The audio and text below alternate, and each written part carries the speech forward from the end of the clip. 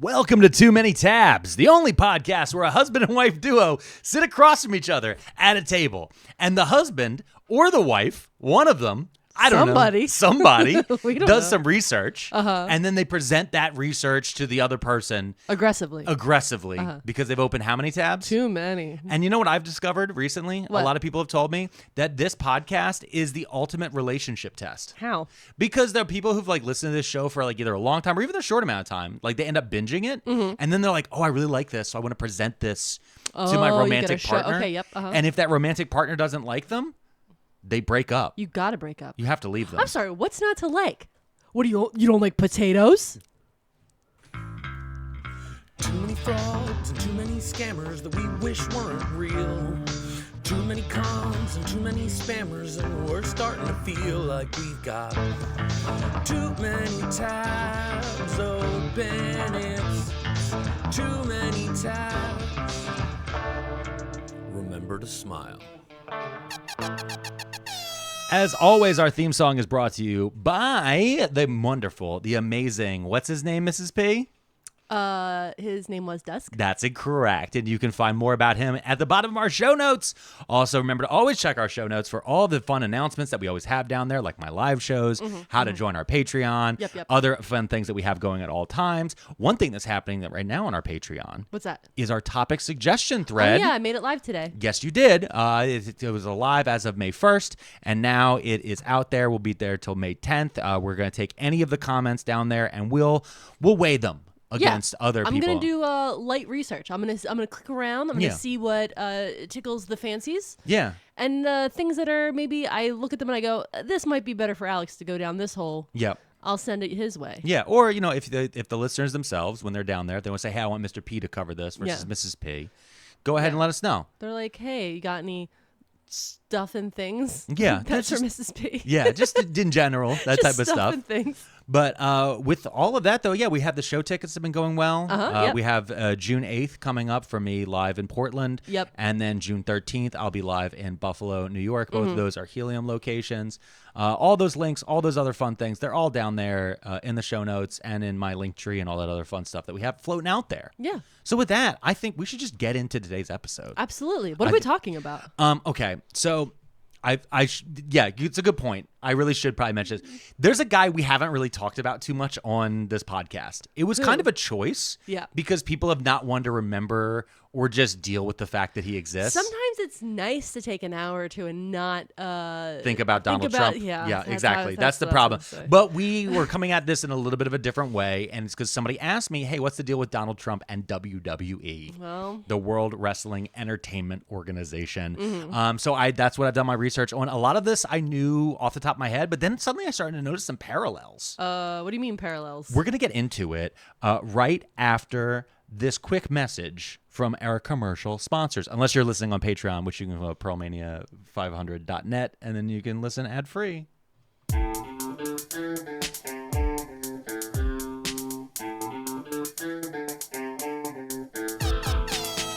And we're back here, all right? So we're going to start here. So I'm going to start out by telling you who Donald Trump is. No, I'm kidding. Everybody knows. He is a very rich man who's never done anything wrong in his whole life. Okay. I need you to say right now that you're being sarcastic. I'm being sarcastic. Okay, because we've slowly discovered through my life on social media that some people don't understand sarcasm. Oh my God, yeah. So we want to be very clear about that. I was just kidding. Okay. Now, what He's I will... a very bad businessman. All of Atlantic City, all the casinos aren't even there that he was in charge of. Yeah, and we're going to get... he's super bad at it. We're going to get into that. But I want to be clear about a few things. We are not Donald Trump fans. So if you are a listener, I don't know how you've made it this long with thinking we were. But I have been a lifelong wrestling fan. Yeah. But that being said, I am not a fan of Vincent Kennedy McMahon, who is the now former CEO and chairman of World Wrestling Entertainment, also formerly known as the World Wrestling Federation. Yeah. So those two men are really who I want to talk about today. So Donald Trump was born June 14th, 1946, to his dad, Fred Trump.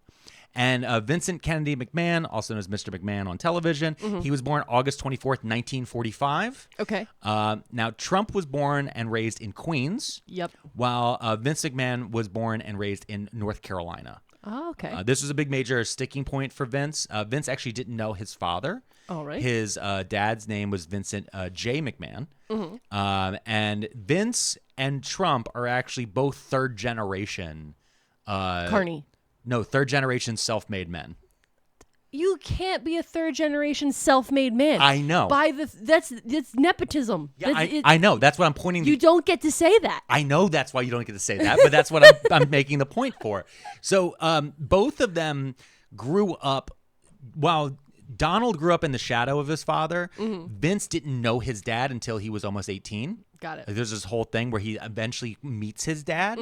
Both of them craved their father's attention, love, respect, but also their wealth and power. Yeah, okay. And the second they got their hands on it, they then started to use that and say, I made this. Now, in both men's cases, they did both change the empires that they inherited in very different ways. And we're going to get into that. So with Trump first, Trump grew up in Queens, and he, coming from a very wealthy, very, very wealthy family at that time, and his family, by the way, they made their wealth they were accused a lot of profiteering. Yep. Which is a word we don't say anymore. We should bring it back. We really should, because there was a time where you're like, hey, you shouldn't just make profits for everything. Like, we actually used to view that badly. Yeah. But his dad and his grandfather actually spent a lot of time building apartments for people who were on war bonds and for people like in the veterans of World War II. Yep.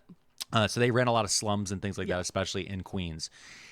When Trump was growing up, he would have had a television, and he would have been watching what was on New York television. And what was on New York television that was the most popular was the local professional wrestling. And that local professional wrestling was owned by the McMahon family. Oh, okay. Capital Wrestling Corporation was founded by Vincent J. McMahon, and in conjunction with Vincent Kennedy McMahon's grandfather, Jess McMahon Sr.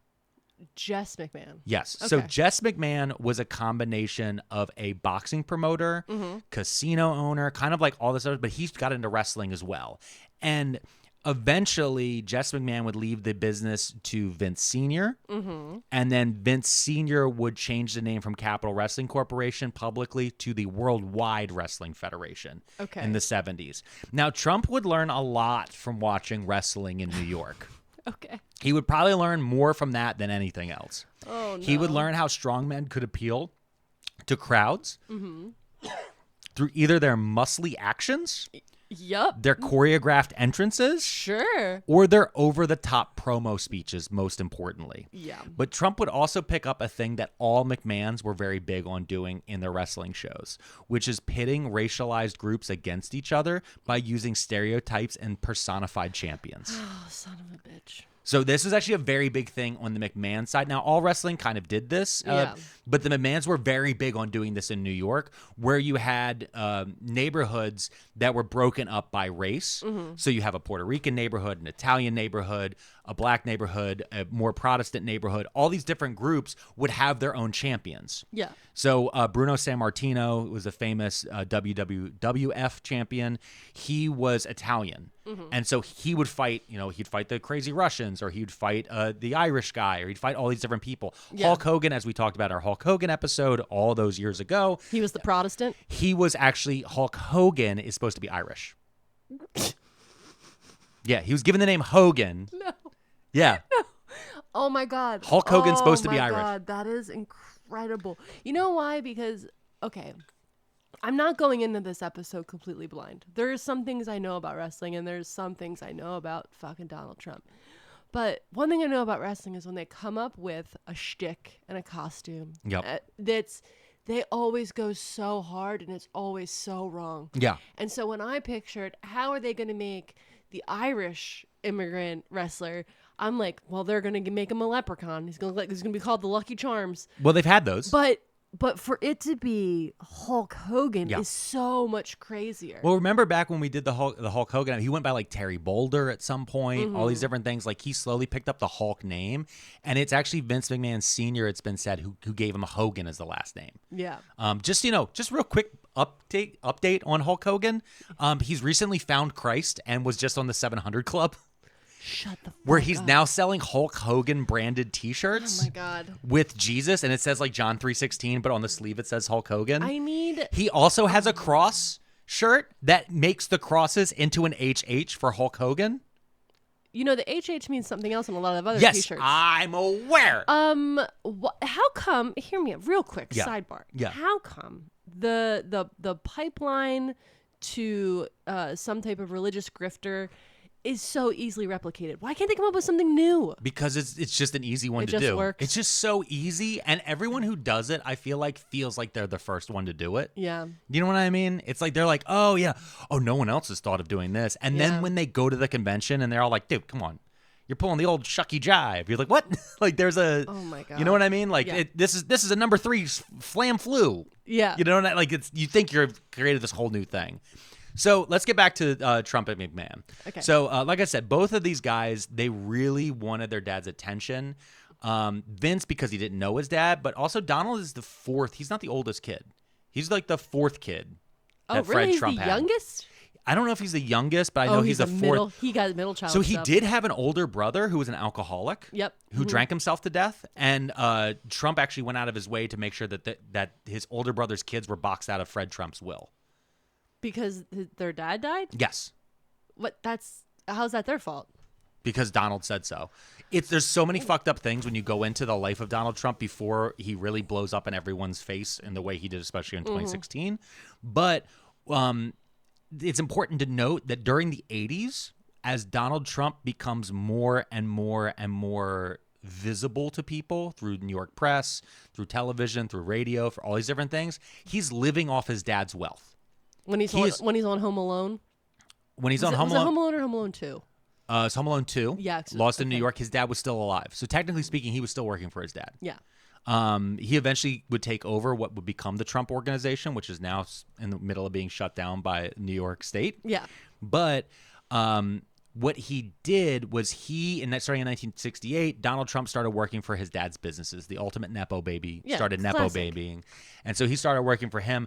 Over time, he would borrow at least $413 million from his father's business empire. Mm-hmm. And he would use that to buy real estate, to buy office buildings. And he would start to fund real estate developments, private golf clubs, and multiple casinos down in Atlantic City in particular.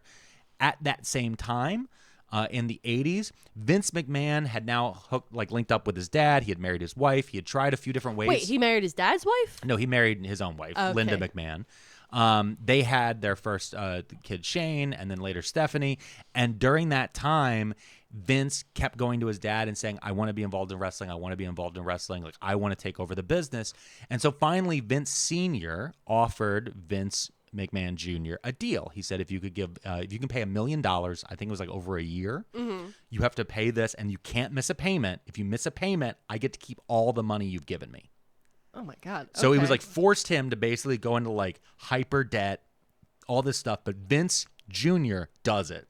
And he's able to not only pay off his dad, he buys out the Capital Wrestling Corporation. Mm-hmm. He changes the name of the Worldwide Wrestling Federation to just the World Wrestling Federation because he knew it had too many W's. Too many W's. WWF sounds crazy. He's like, WWF, this sounds great. And then he starts to make moves against basically everyone his dad was friends with in the business. Yeah, okay, makes sense. Yeah. Wait, I have a question. That payment structure is insane. Mm-hmm. That's an insane payment structure. Mm-hmm.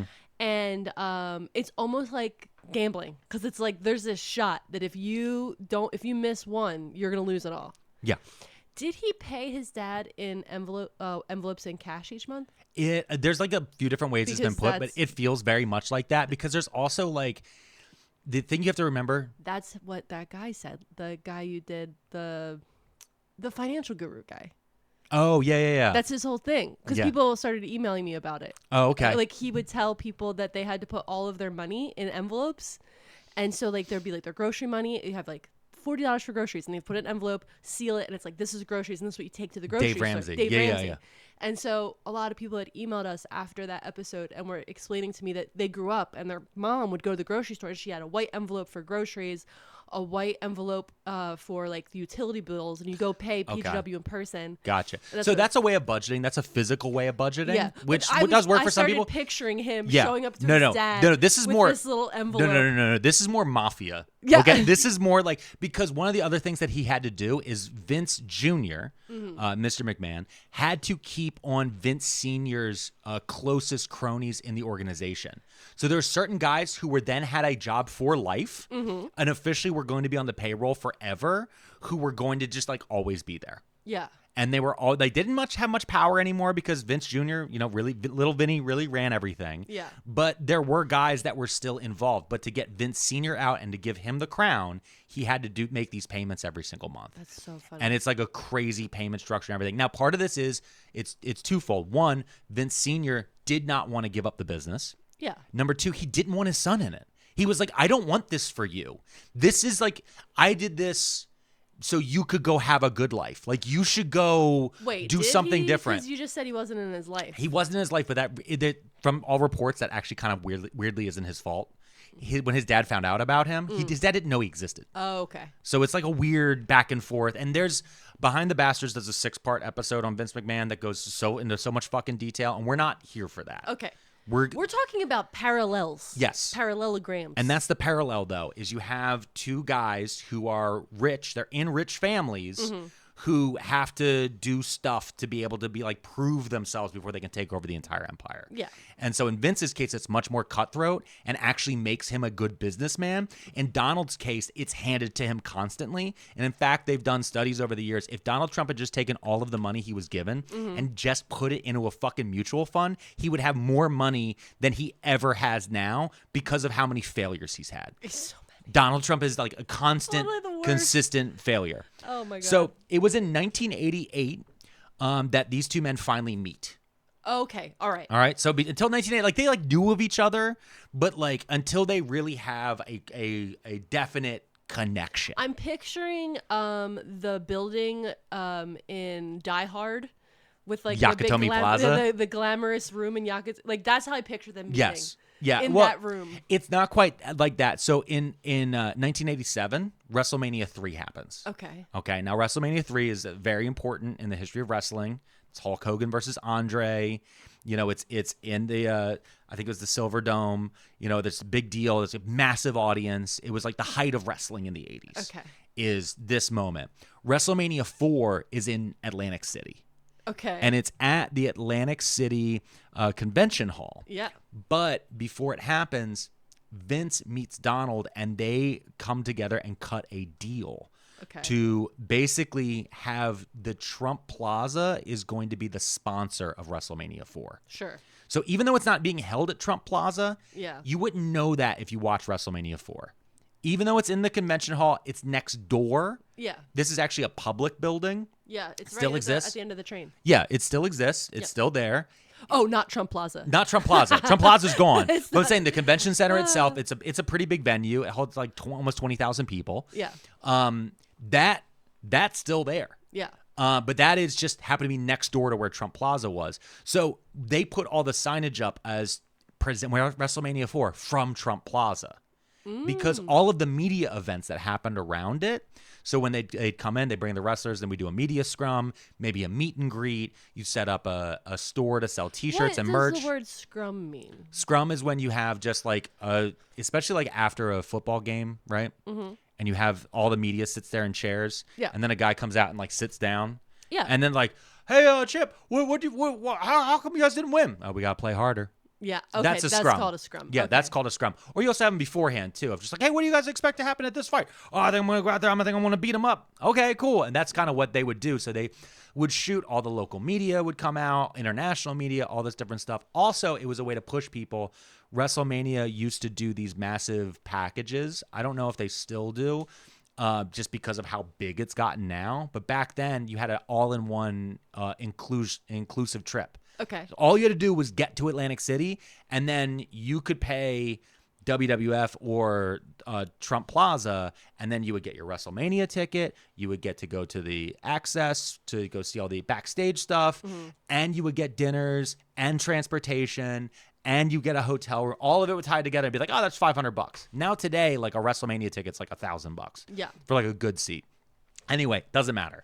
WrestleMania 4 it happened between the two of them because Trump had started to expand his casino holdings and he started to get really into boxing promotion. Yeah. So he was trying to do that internationally. He was trying to really connect his name. Donald really just wanted the name Trump out there because he was really, really big and just being like, I'll just call it Trump. The word Trump should mean wealth and opulence and all these different things. Oh, my God. Yeah. Okay. So WrestleMania 4 happens. Like I said, it was held at the convention hall. And the media events end up eventually becoming WrestleMania, what's known today as WrestleMania Access. Okay. So this was like the first time they tried that. It is famously known as like not being a great WrestleMania. Okay. It did okay. It did fine. Donald was featured repeatedly through it. Oh. Actually, one thing I remember really hating was right after Donald Trump was elected back in 2016. I remember going to our basement and I was like, I'm just going to put on a fucking WrestleMania and just not think about it. Oh, no. And I happened to just put on WrestleMania 4 because I'd seen WrestleMania 3 so many times. I just wasn't thinking about it. And it was just, he's everywhere. And it's just like them showing him off and like, oh, here he is with his girlfriend. And like, here he is. Oh, Donald, thank you so much. Oh, thank you. I'm just so rich. It's like that very 80s, opulence and wealth, shoving it down your throat type of thing. So the one thing they did is actually WrestleMania 5 was also held at the Atlantic City Convention Center. It's the only time it's ever happened. They went back to back at the Atlantic City Convention Center. Why? I've been there. It's not the best convention center I've ever been to. There's really, I've heard a few different things as the reason why, but it's just this is the only one. This was the Mega Powers Explode where Hulk and Randy Savage have this whole storyline thing. Probably somebody owed somebody some money. I'm just playing it in Mafia mode now. I feel like that is part of it. There's probably some like backhand deal. Yeah. Wait, backdoor deal? Backroom deal. Backroom deal. That's backdoor deal, different. I have a question. I want to be a backdoor deal. You can tell me if we're going to get there. Yeah. I understand so far in the parallels that they're both Nepo babies that long for the approval of their father. Yeah. That are both behaving in a manner, in a business manner in which they run it like a bit of a mafia. Yep. And they're both prototypical 80s men. Yeah, they're super 80s. They're super 80s men. But how come they both wanted to be like, they both really want to be famous? Yeah. Like what is that? It's also not a combination of just fame.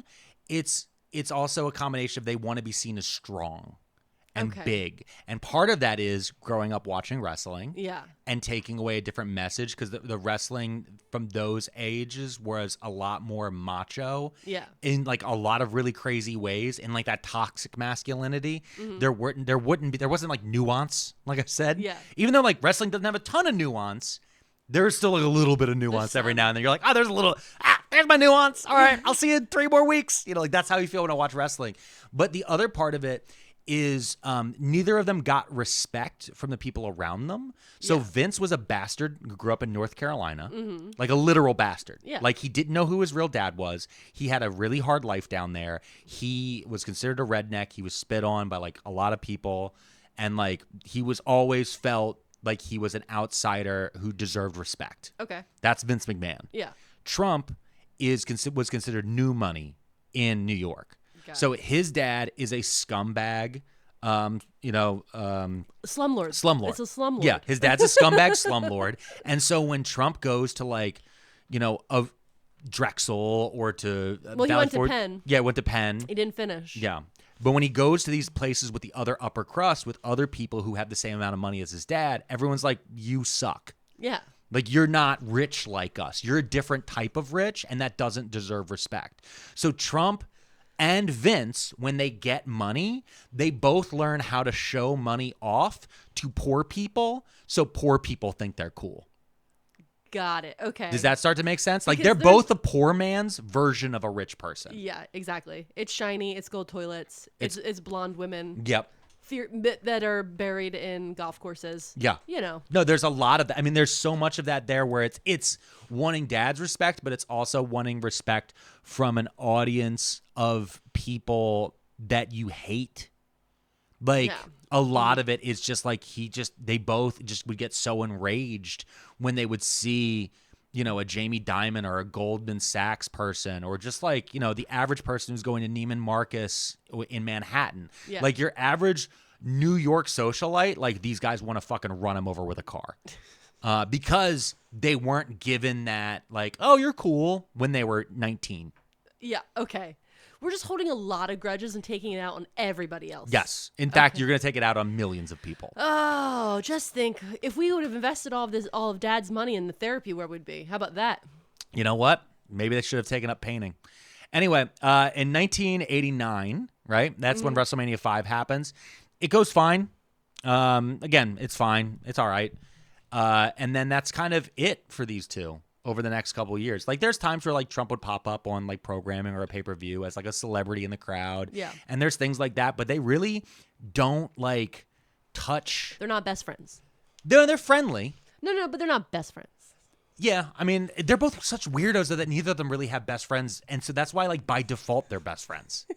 I just picture, like there's this one, I guess maybe it was TikTok or one of the reels where it's like the dogs barking at each other through a gate, and then somebody opens the gate and they stop barking at each other. Yeah. That's kind of how I picture their friendship now. No, it's not like so much like that. It's really when you get a guy like Vince and you get a guy like Donald, a lot of their friends are actually people that they've hired. Paid lackeys. Yeah. Really. And Yeah. like they're stooges. And so with the fact that there's two guys who have a similar upbringing and they have similar thoughts on things, like, yeah, there isn't a lot of public information about them like hanging out and being like close buds, but like they're friendly. They're pretty close. Okay. Comparatively to most people. You and I, if we had this type of relationship, we wouldn't consider this friendship. No. But for them, okay. like true sociopaths, this is as close to a friendship as you're going to get. This is my best friend. I talked to him twice this year. Yeah, kind of. Yeah. I mean, they would call each other. They would care. They did business deals. That's friendship, right? They'd do business deals. They'd send each other a birthday present. Well, their secretaries would send each other a birthday. That type of deal. Or a VCR. So after these two events, though, both Vince and Donald. That was a great Scrooge joke. Oh, yeah, the VCR. Sorry. I'm just trying to stay in the 80s right now. Yeah, I forgot. I apologize that I missed the Scrooge joke. Thanks. Okay. I appreciate it. But Bill Murray, that whole general thing, that's that whole vibe. That's who he is. Yeah, that's the whole vibe. So the big turn here. Okay. Is it's the late 80s, we're going into the 90s, and both men's lives go to shit at the same time. Man, imagine going into the 90s and not having a great time. Yeah, so... every commercial was like, it's the 90s. It's the 90s. We're having the best time. The Cold War's over. We're not afraid of dying by a nuke. We've got cell phones in our car, sort of, kind of. Oh, wait, I have a button for that. Yeah. Yeah, so anyway, they both fall on hard times. Okay. For Vince, it's the steroid scandal. Did he do steroids? No, so the steroid scandal is this big deal where steroids were legal. Yeah. At one point in the United States. Sure. And then they became slowly illegal. Because everybody was too good looking. Yeah, kind of. Mainly because people's hearts were exploding. Boo. And that's beta behavior. There were you gotta have an alpha heart. There were accusations by the federal government. I've been watching a Liver King. You gotta have an alpha heart. You gotta have an alpha heart. There were accusations by the federal government tied to a specific doctor. And that doctor was writing just massive amounts of prescriptions for anabolic steroids. Okay. That he was handing out, like to all these different people, and the WWF at the time and Vince directly were accused by the FBI, and there was a sting operation, all this different stuff. Hulk Hogan actually ended up taking the stand against Vince McMahon, and actually there is I think we talked about this in the episode. There's a very, very funny courtroom sketch of Hulk Hogan, like on stand. Right. Yeah. So there's all this different stuff. Vince wears a neck brace to court every single day, pretends his neck is broken. Yeah. Stephanie Well, no, because the steroids made his neck so thick. Stephanie McMahon later, after 9/11, would compare the steroid trial to 9/11 as a hardship that her family had to go through. Stephanie McMahon. You know what a hardship I had to go through? I'm going to bring up your goddamn hair extensions again. Here we go. That's a hardship I had to go through. That and your love of halter tops from the 90s. So she's still rocking halter tops from the 90s. So Vince goes through the steroid trial. He also deals with the rise of WCW. He has a direct competitor who actually has money in Ted Turner. There's a lot that happens there. On Trump's side, he goes through some public divorces, and he also goes through some very public bankruptcy. Yep. And it's kind of just an embarrassing time for both of them. This would slowly, over time, though, they would both bounce back. Oh, I thought you were going to say bond and become better best friends. Again, we don't have information on that. No, I'm just making up, what's the stories that you make up about people and put on the internet? Lies? No. Fan fiction? Fan fiction. I'm writing a fan fiction now. You're writing a fan fiction in your head? Yeah, they're best friends. Like their growing friendship. Yeah. They're going through hard times. Yeah. And they're just like really kicking cans down the road. Like, man, my bankruptcy is so stressful, and my wife that doesn't like me is leaving. Yeah. Boo-hoo. I'll call my good friend Vince. Yep. It's actually I don't want to say what I would think they would actually be doing at that time. Nope. I'd be smashing that allegedly button, and there's a lot of court documents around it. Yeah. So both, like I said, both of them start to build back, and they both start to have their comeback into the early 2000s, where they'll meet again. But we're going to take a break right here. No.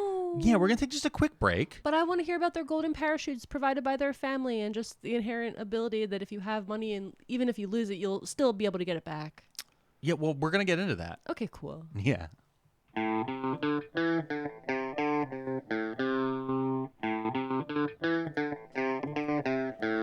All right, we're back. And it's the 90s. It's actually the 2000s now. So by 2000, the early 2000s, Vince McMahon, and now what's been called the WWE, because he lost a lawsuit against the Panda. Yep. So they had to change the name from WWF to WWE because the World Wildlife Fund in England claimed that they owned the actual initials WWF. He didn't lose that. He didn't lose that fight in America. Listen, I love that for them. But yeah, he didn't want to lose British market share and have to call it something else. So they ended up changing the name to WWE, which stands for World Wrestling Entertainment. Vince at this point is the master of the wrestling world. WCW has gone on under any competitors that pop up. He's able to quickly smash, stomps them out, buys out their talent. He's able to keep the independent circuit very low. Donald Trump at the same time has also begun to come back, mainly through a lot of appearances on Howard Stern, restructuring his bankruptcy, massive amounts of fraud. He also, I was like, whoa, okay. What I'd hit that allegedly button, but what's he going to do, sue me? He doesn't pay his lawyers. But also through licensing agreemts was a big thing where he just realized, I can just put the Trump name on everything because he's built up this idea. Water. A university. An alleged university. Yeah, we'll hit it. Well, you know what? No, it's alleged because it was a university, not that it wasn't a scam university. But a big part of it also was his reality show, The Apprentice and Celebrity Apprentice. Right. I always forget about that. Yep. And then it reminds me that Omarosa exists and I get mad again. Yeah. So through The Apprentice, he also really built up. He also, he tried to trademark and coined his catchphrase of "You're fired" because when you would get removed from the show. But that was also already Vince McMahon's catchphrase. Because, are you telling me they had the same catchphrase? Yes. The best friends didn't realize they were using the same catchphrase? No, I think they knew and just didn't care. Because the thing is, when Vince does it, Vince would get really like in his mouth about it, right? Yeah. So he'd get it, be like, "You know what? You're fired." Okay. Versus, he sounded like Batman. Yeah, but versus Donald Trump is like, "You're fired." Yeah. It's like the same, but I would rather wildly get different. Fired by the first person. Yeah, actually, I've been fired a few times in my life, and it usually is the first person. Usually it's the first one because you deserve it. No, absolutely not. You deserve it. Absolutely not. But anyway, Vince and Trump, they're both at the top of the world. I can't believe they both have the same catchphrase. Yeah, it's the same catchphrase. That's so funny. Yeah, it's crazy. But I mean, Vince has other catchphrases on top of that, but like he's pretty famous for screaming "You're fired" in people's faces. I'm calling this fanfic "You're fired." Okay, got it. How about "They're fired"? Ooh. So in early 2007, Trump makes an appearance again on WWE television for the first time since WrestleMania 5. Okay. In storyline. Yeah. He's, again, been in the audience and stuff like that. Like, Donald Trump's here, hello, and that's kind of it. Yeah. Trump appears on Monday Night Raw in 2007. That's WWE's flagship show on the USA Network. He shows up in character as a billionaire. This was a cross-promotional event for him to really push The Apprentice and Celebrity Apprentice, which is on NBC. The USA Network is also owned by NBC's parent company. Okay. So that's all one company. So this is all one. WWE is a separate company, but they have a licensing agreement with USA Network. Yeah. USA Network is also owned by NBC. Today, that's Comcast. Yeah. But NBC Universal, all that different stuff. So Trump comes on. He enters armed in arm with women on both arms. Yep. Money, money, money, money plays as he comes walking down the ramp. Wait, isn't that Shane McMahon's music? No, you're thinking of a different Money, Money song. Oh, okay. But yeah, there's a lot of money. Wait, so Trump's song "Money, Money, Money" and there's Shane McMahon also has a song called "Money, Money, Money." So again, we're just copy pasting here. Yeah, no, listen, it's all just that 80s like money, money, money. It's the 2000s. Yeah, I know, but I'm saying, but again, they're sticking with the 80s. We're wearing what are they called? Fishnet crop tops. Okay, it's the 2000s. So glitter eyeliner. Yeah, so the funny part is Trump shows up, and in storyline, he's supposed to be the good guy because Vince is the bad guy. Okay. All right. Okay. All right. Enemies to lovers. Yep. Okay. Now, the funny part is the crowd didn't know this because the crowd is booing the shit out of Trump. Perfect. They're booing him so much. Yeah. And Vince is saying like bad guy stuff at Trump, and the crowd loves it. The crowd's like, that's right. Yeah, Vince. Fuck that dude. Yeah, fuck that dude. He doesn't pay guys. He doesn't pay union workers. He hasn't paid a contractor in a decade. Yeah, forever. And so during this, Trump ends up actually dumping money on the crowd from the rafters. Okay. Like legit, like, and it's part of WWE, but they're throwing actual money into the crowd. Like me. Yeah, like confetti is like, so money is raining to the crowd, and like they're still booing them. Yeah. They still don't care. But this was the beginning and the setup for WrestleMania 23. Okay. And over the next couple of weeks, Trump gets the crowd a little bit more on his side, and Vince makes them hate him a little bit more because Vince is very good at getting people to hate him. Okay. Because, he's a monster. Yeah, he's a bad person. He's probably one of the worst people to ever live. Mm-hmm. But at the same time, like, Donald is learning. This is where Donald Trump learns how to work crowds. Great. Okay, good. I'm really excited to find out in this moment that everything he learned about crowd work was from wrestling. Yes. Okay. 100%. Okay. Because Vince teaches him. Oh God. How to be. Okay. Back to my fanfic. Yeah. It's like the movie. That's good shit, pal. No, it's like the movie Ghost. No. Yeah. No. He's gently teaching him how to do crowd work. Oh, they're making the Just pot. a light whisper. Oh in the no! right ear. I hate you so much. Yeah. I hate you so much. So Vince teaches Trump like how to work the crowd, like how to deal with, not like how to deal with hecklers, but like how to feel the beats. Because Vince is very good in front of crowds. I mean, you've seen it. Anyone who's ever watched wrestling knows that Vince McMahon has a way to capture a crowd's audience, and he also understands the ebb and flow and beat of a mob. Yeah. Like if there's very few people on earth who are as good at knowing when to time something as Vince McMahon. Yeah. So this training that he goes through and the selling of Trump as a good guy billionaire and Vince as the carny rich boss who screws over his employees becomes another touchstone in the minds of the people that Trump is not only a good billionaire, but he actually cares about the average person. What has he ever done? He did this. Even in kayfabe. He did this. What he did is he set up the Battle of the Billionaires. Okay. All right. That's a match that became like a main event level match. Isn't that what WrestleMania Elon 23. tried to do with Zuck on Twitter? Yeah, it was like another one, but that was they were going to actually physically fight. In this case, the billionaires use proxies. Oh, okay. So, wait. Okay. Yeah, they have their own fighter. They have a person that they're paying to fight for them? Yes. And they're betting on it? Yes. I don't like where that's going. So, Vince McMahon chooses Umaga. Okay. Umaga is a Samoan wrestler with a face tattoo. Yep. And Trump picks Bobby Lashley. Wait, I know Bobby Lashley. Yes, you know who Bobby Lashley. Bobby Lashley is a former military man who is a very large black man.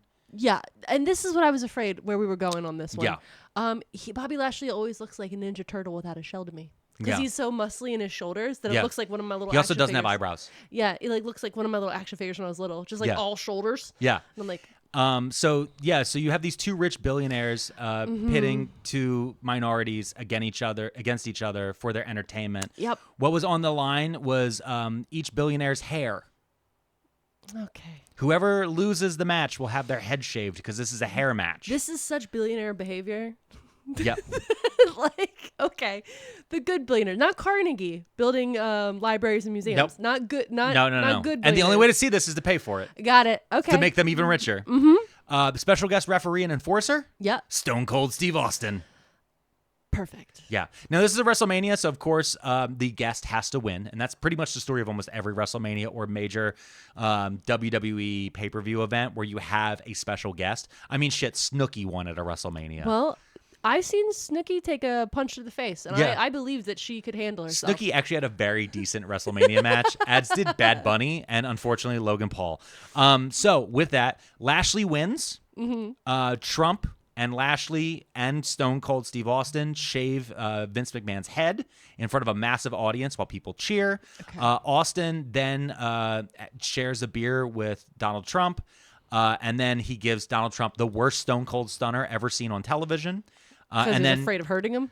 Yeah, it's also just like Donald doesn't quite know what he's doing. Like the clips of Trump are just crazy if you ever go back and watch his match, because like they just run over the camera. He's just going like, yeah, like he doesn't quite know how to be a person enjoying something. Yeah. He doesn't know how to do that on the side of the ring. And like you'll just hear him just be like, come on, Bobby, do it, Bobby. Like that's what you just hear. Oh. And then so like Stone Cold gives him a stunner and the unathletic Trump just kind of crumples to the ground. Then Stone Cold pours beer over him and like gives him the finger. And that's kind of it. In response, the storyline fallout of this is once Vince has his head shaved, he kind of goes insane, wears a do-rag, wins the ECW title, and then calls John Cena the N-word on camera. Oh, man. You couldn't have. If you would have asked me 3 minutes ago, where did I think the head shave would go? I didn't. You know what? There's no way I would have got there. Yeah, it's a character that everyone knows as do-rag Vince because he wears an actual do-rag and he goes literally insane in character. No. So this kind of peaks. Wait, what kind of John Cena are we talking about? This was early John Cena, where they were just. Was he the professor of thugonomics? This is as Professor of Thugonomics is ending, so he's no longer a white rapper as much, and he is now starting to be more John Cena for the children. Oh, for the kids. There's also I can't see him, John Cena. It's also that weird period where John Cena's pretending he was in the Marines because he did a movie called The Marine. Stolen Valor Cena. Yes. Got it. So yeah, so he's wearing like camo to the ring, and yeah, it's a really fucking weird moment. Well, it was the 2000s, so camo was big. Yeah. Because and this is before complex. And this is before John Cena told the world that Osama bin Laden had been killed. Wait, what? There's a weird moment where The Rock knew Osama bin Laden died before the rest of the world, and then John Cena announced it at the end of a WWE pay-per-view. I don't have time. Okay. So June 11th, 2007. Where were you? Where was I on June 11th, 2007? I'm trying to think of where I was. I think I was just hammered. I was just drunk. 2007? Where were you? June? Oh, man. 2007, that was a wild year. I don't know. I was a pretty good year. I'm trying to think back. At that point, no, I know where I was. I was working a security guard job. I was working third shift security guard. I think I was probably at the bowling alley. Yeah. So in storyline, after the whole do-rag Vince thing, he loses the ECW title to Bobby Lashley. Okay. And he then proceeds to go more insane. And then Vince decides that he no longer wants to be an on-camera character. Take a break. There's Vincent Kennedy McMahon, the human being, and the monster. Yeah. Okay. And then there's the character of Mr. McMahon. Yeah. Mr. McMahon is the one, you're fired, I'll kill you, Austin. That's Mr. McMahon. Okay. He wanted to write that character off. He was tired of being on TV. He wanted to separate everything. At this point, WWE is a publicly traded company. He wants more respect. He's tried doing the XFL and other things. And he's had other businesses he's tried to get moving. He decides the only way to do this is to write a storyline called Who Killed Mr. McMahon? Okay. Oh, so he's killed himself off. He kills himself off. So in the June 11th, 2007 episode of Monday Night Raw, Vince McMahon, at the very end in a pre-taped segment, walks out to a limousine and he says something and he closes the door. As he closes the door, the entire limousine explodes. Oh. And that's the end of the episode. Now, this needs to be noted because in a later interview, Paul Levesque, who's also known as Triple H, who is Vince McMahon's actual son-in-law, was on Opie and Anthony in 2008, and he stated that when the death of Vince McMahon moment happened, it was reported as legitimate across so much of the news space. Okay. And like people like who don't really like hear things, just hear like, oh yeah, Vince McMahon died. And it's like, yeah, on Monday Night Raw. And you go, okay, so it's a story. But because, again, he's Vince McMahon versus Mr. McMahon, all these different things, it got around that Vince had died, that Donald Trump actually called Titan Towers. He called WWE headquarters and was like, and said, quote, did something happen to Vince? his best friend. Yeah, he was checking in. He was like, oh, something happened to Vince? Oh, no. Yeah. Now, this storyline was thrown out like within the month. Well, they got rid of it. Now, it was canceled due to the real-life murder-suicide that was committed by Chris Benoit and his family. Oh, right. Yeah. Okay. So that's Chris Benoit did what we now call a family destruction. Mm-hmm. And Vince came out of kayfabe. He stopped pretending he was dead and appeared in front of everyone, and they never mentioned it again. Yeah. They never mentioned that Vince is supposed to be dead this entire time. Yeah. They're going to wish they did. In 2009, out of nowhere, an announcement was made on an episode of Monday Night Raw. Okay. The Titantron, which is the giant screen, changed, and Donald Trump appeared on television, on the screen, and he stated, quote, "I, Donald Trump, am now the new sole owner of Monday Night Raw. I'm going to do stuff that's never been done before, that's never been seen before." Now, he writes that on like Truth Social like every day. Yeah, it's honestly like the more you read it, it sounds just like all of his usual shit. But it's him just saying it's going to be great, it's going to be I'm big, the best you've ever seen. Yeah, and he like talks shit on Vince. Yeah. He's like Vince is standing in the ring like as this happens. Yeah. But the thing is the USA Network, Vince McMahon, WWE, all of them, they take this and they decide to keep really pushing the kayfabe of it. They want to push the hyper reality of it. Okay. So they release a real press release that states that Donald Trump is now the sole owner of Monday Night Raw. That tanks their stock. WWE stock takes a fucking sharp dive because investors are like, you gave it to Donald Bankruptcy Trump? Yeah. Are you fucking insane? Oh my God. It dropped 6% overnight. They're like looking at that press release and looking at the press release that Trump released about those boys in New York. Oh, yeah. Yeah. Yeah, press about releases. the Central Park 5. Yeah, the press releases, you know? Yeah, so they're looking at this, and so WWE had to quickly apologize a letter to all of their investors and to the business media in general and say, listen, this was a big mistake. And then next week, Donald showed back up on Raw. Okay. And then immediately sold the company back to Vince, and then they never mentioned it again. Perfect. Because again, this is twice now. We're like, we did a thing. It's like stock dumps. Nope. So Scott Fried is a longtime wrestling journalist. He said that investors were skeptical of Trump's ownership because of his bravado and tendency to exaggerate, and also that they were worried that they would lose their long-term dividends that the company would pay out regularly. Because one thing Vince was big on with WWE stock is that you had to pay out this 12-cent dividend every quarter. Yeah. We wanted to show this is a good stock, that we were they're stable. And also at that time, they're like, they've looked at 30 years. This company has been run by a McMahon for 30 straight years.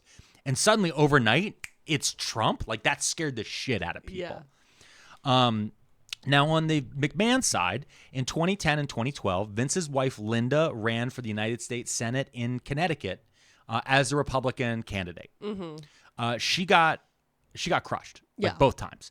What was crazy about this, I remember this happening. I remember watching and seeing some of the ads that came out of it. All they did was just run WWE programming because Vince has if you go back and you watch WWE programming, knowing what we know now about Vince, almost all of his fetishes are being put on display for everyone. I'm sorry, wait, what? Including when you say fetishes, including his fetish of publicly humiliating his wife by showing the world the women he's sleeping with in front of her.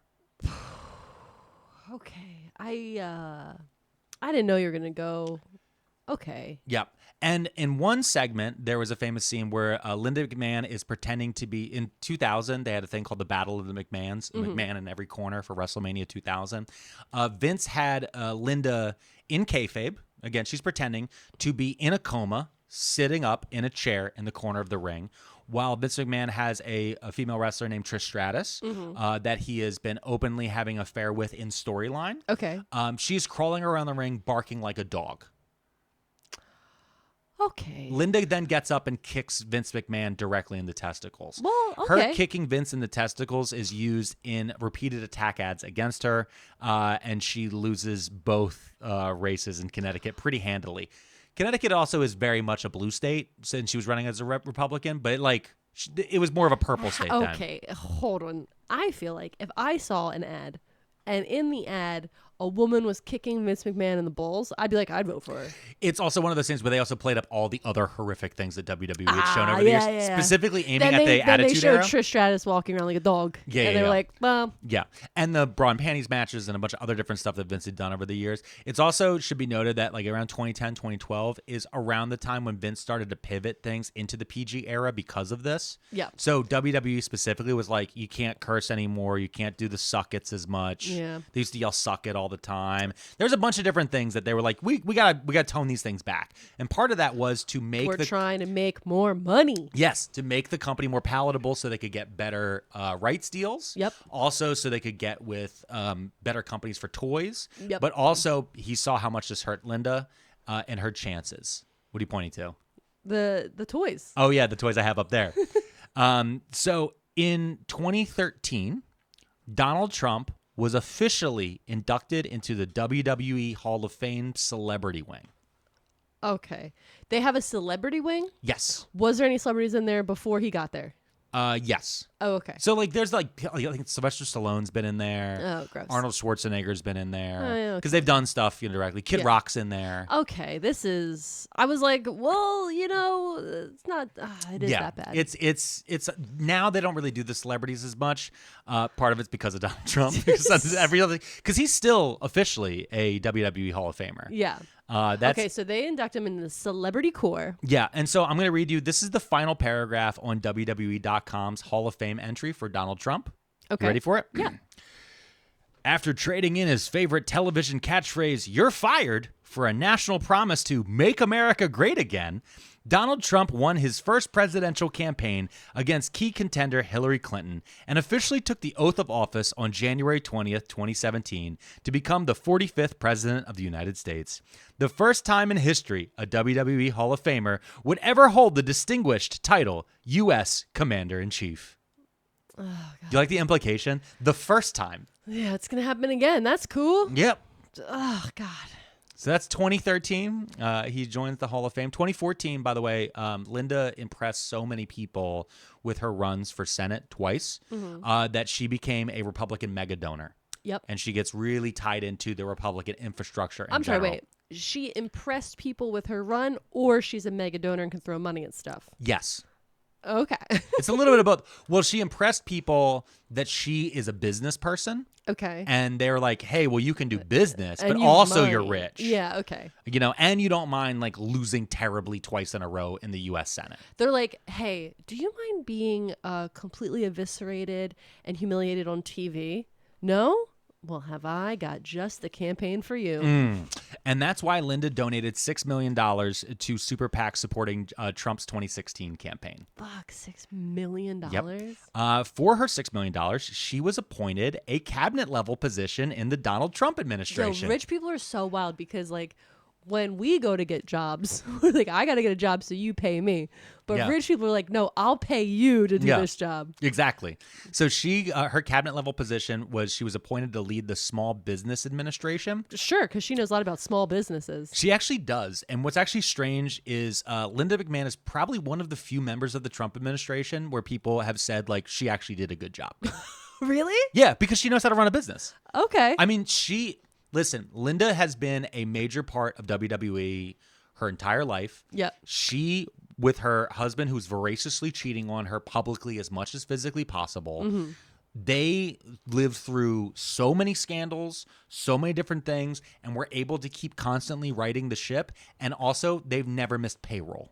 That's the most important thing. Now, did they underpay people? Did they screw people over? Did their actions directly lead to wrestler deaths? Yes, 100%. There's no doubt about that. Did they cover up a massive scandal having to deal with young boys being assaulted by WWE officials? Yes, they did that. Oh my God. Did they also cover up other horrible things that have happened? Yes, 100%. But again, they were always able to show a profit. So she knows how to run a business.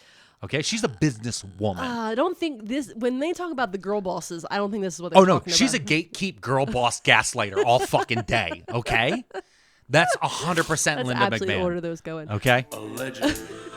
but Linda has enough money for lawyers. I don't want to fuck with her.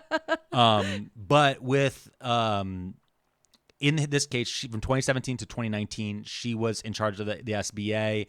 So she did well there. Okay. All right, to support small businesses. Now, small businesses do not just mean 1 or 2 person businesses. I think in the United States that means up to like 50 employees or something like that. 50 and below, I believe. Yeah, 50, yeah, it's something like that. It's a number that like most of us actually wouldn't think of as that small, but then when you remember that we have mega corporations, you're like, I guess it is.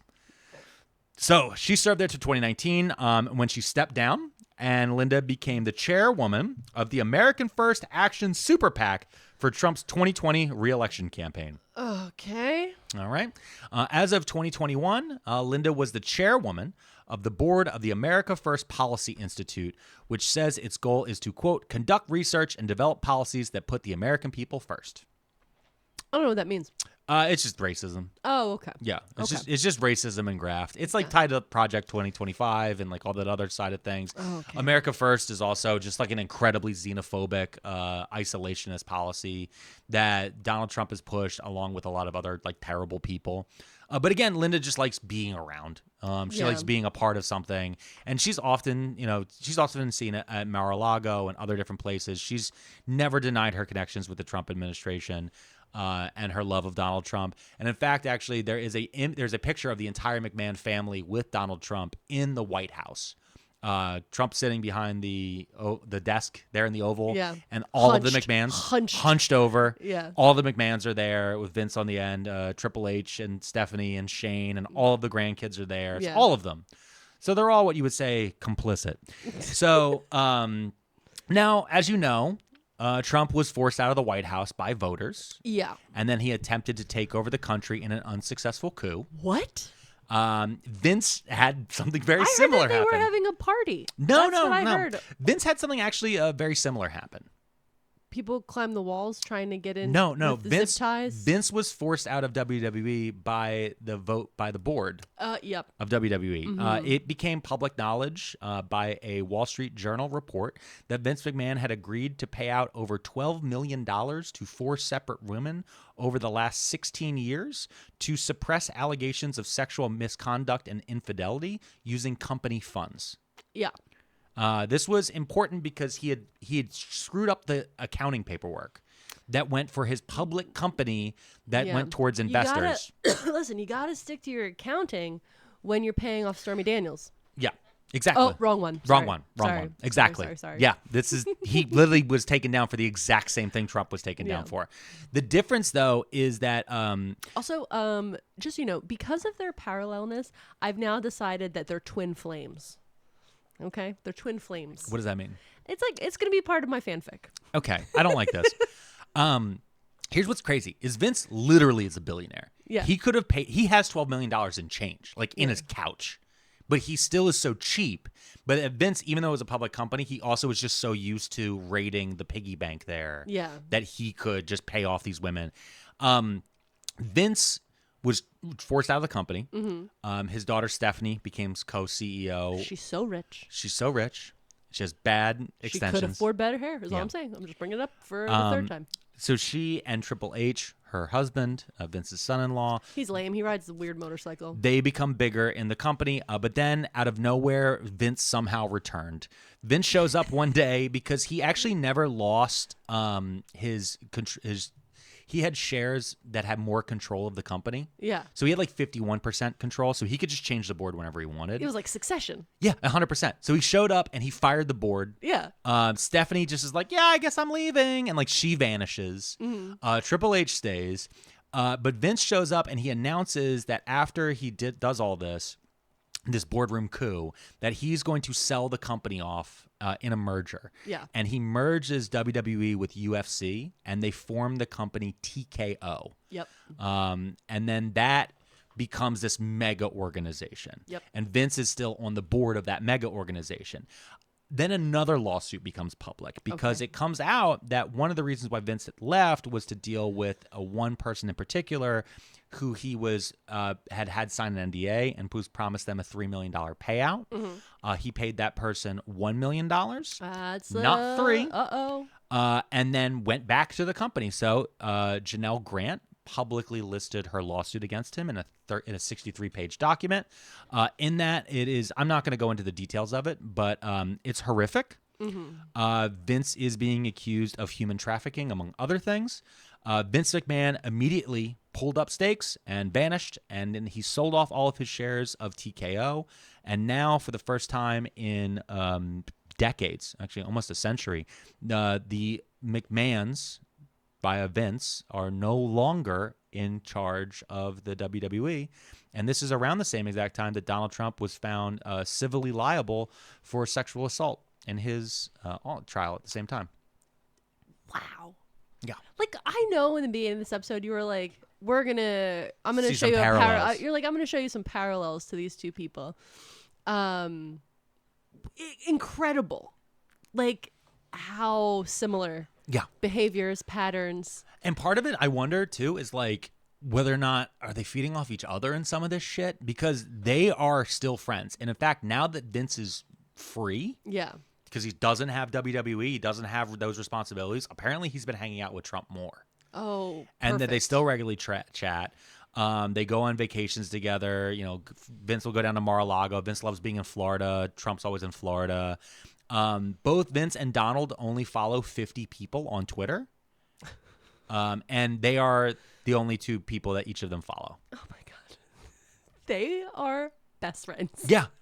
100%. If they unfollow each other, it's like, it's going to be a thing. It's fucking insane and gross and weird and gross and insane and gross.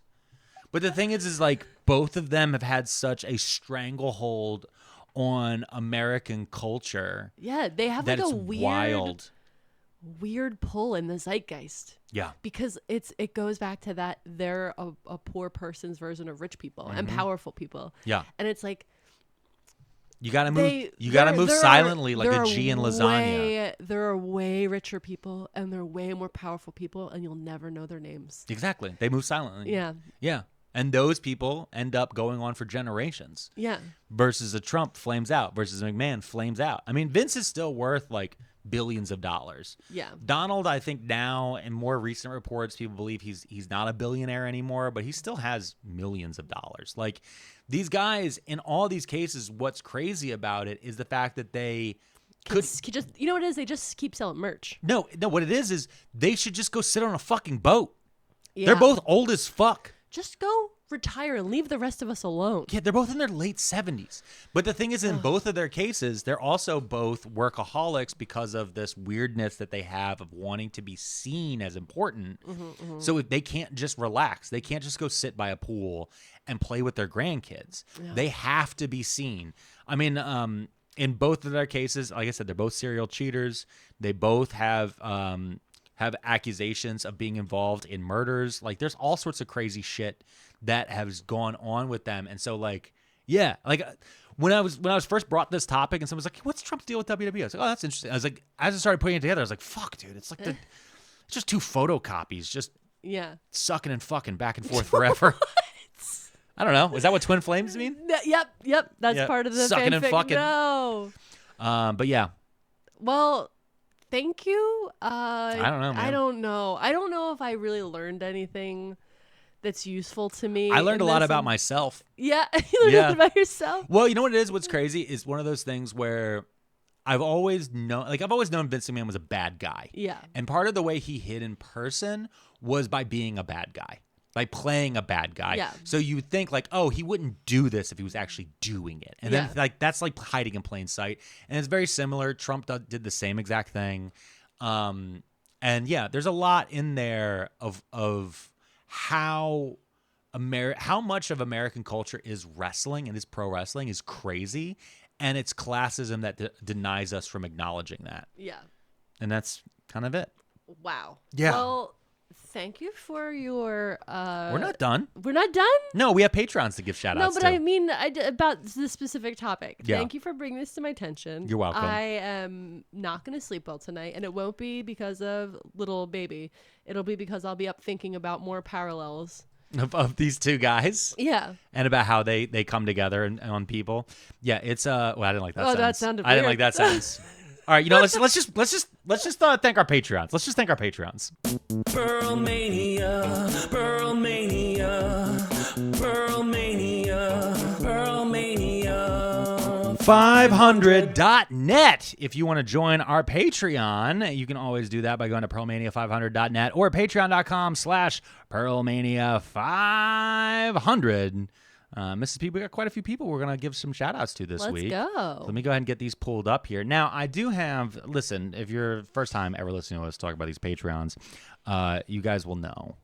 You guys will know that I do say all the underscores, but I'm going to start off with the first one because the underscore rule has been abused. Oh. I've never seen it be abused more by anyone in the history of underscores. That is not a challenge. Can I show you? Yeah, please. Oh, wow. Yeah. That person is not a fan. That person is your enemy. This is definitely. All right. I'm going to start off with them first because let's just get it done. Underscore T, underscore O, underscore O, underscore M, underscore A, underscore N, underscore Y, underscore U, underscore N, underscore D, underscore E, underscore R, underscore S, underscore C, underscore O, underscore R, underscore E, underscore S, underscore under, underscore score, underscore. Too many underscores. Underscore, you fuck. Hey, hon. You're an enemy of me. After that, we have Rocco Privatera. Hi, hon. Or maybe Privatera. After that, we have an enemy of the state. An enemy of the state. I like that one. Yeah, like Hey, a sea hon. anemone. Yeah. After that, we have Betty. Hey, Betty. Hey, Betty. That's honestly, it's slowly become my favorite Taylor Swift song. Oh, really? I really like Betty. There's like an emo cover of it that's really good. Yeah. Sometimes I put it on in the shower. This is a pretty good song. Now I know what all the gaylers are talking about. After that, we have binging underscore all underscore the underscore episode. Hey, hon. Thank you. After that, we have Ouija board. Get out of here, Ouija board. After that, we have husband. I'm just kidding. No, I didn't mean don't it get like out that. of it? No, I'm like, hey, hon, like, No. don't get out of here. No, like board. BORED. Oh. Yeah. Nice. Like that. Well, no, I was thinking about our Ouija board episode. Oh, yeah, but get out of here. After that, we have husband underscore of underscore author underscore AJ underscore Alexander. Hey, hon. Yeah. Husband of author AJ Alexander. Love it. After that, we have Kaylin Wild Thing Espinoza. Holy shit. Hey, hon. I love anyone whose like nickname is Wild Thing. Yeah. I think everyone should you know what? If you don't have a nickname, take Wild Thing. Yeah. It's a good one. You know what I mean? I love when people that are not inherently wild Yeah. they have silly nicknames like that. One friend of mine in particular who is just the gentlest soul in the world. I'll never forget we went down to Nashville and we had custom lipsticks made. And the lady, I'm gonna give a fake name, but the lady was like, we have to have the lipsticks engraved with like a name or whatever on them. Yeah. So they're personalized. And she's like, what should yours be? And she's like, oh, I don't know, my name's Natalie. And she's like, ooh, I'm gonna title it Nasty Natalie. And it's like, it's a beige pink lipstick. It's for the sweetest woman in the world. Yeah. And every time I was giggling so hard. I love when somebody has it's like when there's a really big person and everybody calls them tiny. That's what I was thinking. I love it. I love a big dude named Tiny. Yeah, or a little guy named, like they'll be like, look at Big Shot over here. But sometimes that can be like No, that comes off mean. I like a big dude named Tiny because a big dude can, if he didn't like it, wouldn't be it would Tiny listen. anymore, We would yeah. never mention it Yeah, again. well, If a absolutely. big dude, but if like the other way is that here's the That thing. could be mean. You're right. After that, we have come to Spokane, Washington. Portland, Oregon sucks. Hey, hon. All right. Well, listen, I will look into it. How about that? That's the most I can promise right now is kind of we're looking into. I will Google Spokane. We'll look around because here's the thing is what we've been looking at with the tour in general is one of the things is I'm quite aware that we're not going to kind of what I'd say like our most popular cities where we know we have a big thing. We're just trying to, this is a kind of a proof of concept this year. The baby's really little. I don't know how much I want to be away from him and how much it's going to suck, how much it's going to suck for Mrs. P to be a single mom for a day or two. Yeah. Also, just kind of like what it's like to be on tour. I've never really dealt with this much with traveling, having to go to the airport. We don't live close to an airport. So it's like all these different things that are going to come together on that and trying to figure that out and like whether or not it's financially worth it. So yeah. But also, if the tour does really well, we'll have proof that we can do it. And Yep. therefore, other comedy clubs will have us. Yep. And then we can go to more cities. But also, more importantly, we'll have proof to ourselves that it's worth leaving the house, and that's kind of where I want to figure it out. It is so hard to leave the house. It is so. I don't know if you all have. They do. They know it's hard to leave the house. But no, I want to finish my sentence. Don't Okay. cut me off. Oh, Don't ever cut me off. Oh, really? We're Okay. going to do it this way? Yeah. Okay. Listeners, have you ever tried sweatpants? Like, I know that they're acceptable at the Philly International Airport, but they aren't acceptable at too many other international airports. Yeah. Sweatpants is the official uniform in Philadelphia. More gray sweatpants are sold per capita in Philadelphia than any other city in the United States of America. I think it's in the world, actually. It's probably the world. After that, we have Dayton_Donkers. Dayton Donkers? Yeah, I'm cool with it. After that, we have finally_Joined_the_because_ADHD_is_A_hell of a_drug. Yes. Let's go. After that, we have Saya Matsuki. After that, and finally, and last, I like this one a lot. We have Mrs. Carter of Mars. Mrs. Carter of Mars. I like that a lot. Hey, hon. Also known as Deja Thoris. Whoa. Do you know about John Carter of Mars? No. I just thought it was a cool name. Oh, no. There's so it's a book series. Okay. John Carter. They try to make like a Disney movie. They were going to make a Disney franchise out of it, and it fell apart. Okay. I think they actually were like kind of making like something that was going to be decent, and they could have built a franchise, but then they bought Star Wars and Marvel, and Disney was like, "Why are we doing this again?" No. John Carter of Mars is the story of a 1800s gentleman. Okay. From a specific side of a war that he lost. Okay. In the South, who gets transported to Mars. Okay. And he falls in love with like a Martian lady, and he has all these like crazy adventures, and he's basically a Superman because on Mars the gravity's lighter, so he can jump real high, and he's stronger than everybody. So we got a jumpy Confederate on Mars? Yes. Wow. But it's one of those like it was written in like I want to say like the 1880s or 1890s. Or maybe it was 1900s. I don't remember. But it's written in that way of just like, but he's one of the good ones. Like he's not as crazy. But it's also like pushes colonialism and all these other different things. So it has its time and place. But it's one of those stories that also gets rewritten a lot. Well, now and it's in I need public to domain. Find it. Oh, it's public domain? Yeah, I think it's a public domain story for the most part. But you can go find around. it. Yeah, and Deja Thoris, she is a princess of Mars. Okay. And she marries John Carter. That's a great name for a princess. Yeah, one of her stories is called Princess of Mars. Better than some other princesses' names. Okay. You ever heard the name Jessica? Deja Thoris often has her boobs out. Oh, so they're always like, "Hey, it's Mars. It's kind of warm," and she's like, "Okay, what should I wear?" And they're like, "Nothing." And she's like, "Great." And I'll just put some nipple tassels on. Perfect. And that's her warrior gear. Well, you gotta protect yourself during war. You know. You do have to protect yourself during war, and you also have to protect yourself from so many different things in this world that are out here to hurt you. And I don't know what I'm saying anymore. We've been in the hot room for too long. It's very hot in here, and we have a new air conditioner coming soon, and I'm very excited about it. Mrs. P, any final thoughts? Everybody have a great week. Okay. Everybody? Everybody. This isn't a suggestion. This is a demand. Okay. You're going to have a great week. Okay. Okay. It's beautiful out. The weather's supposed to hold out. I don't care where you are. I'm assuming it's 70 everywhere. Because that's how I don't leave the house because of the sweatpants. Yep. So I just assume everybody's having a nice sunny day. Well, I want to thank everybody here for listening, to everybody for all the fun you guys have been having. I'm going to go back to my Horny Fairy book now and try to get this book report together for as soon as we can. And we'll see you guys soon for another episode of Too Many Tabs.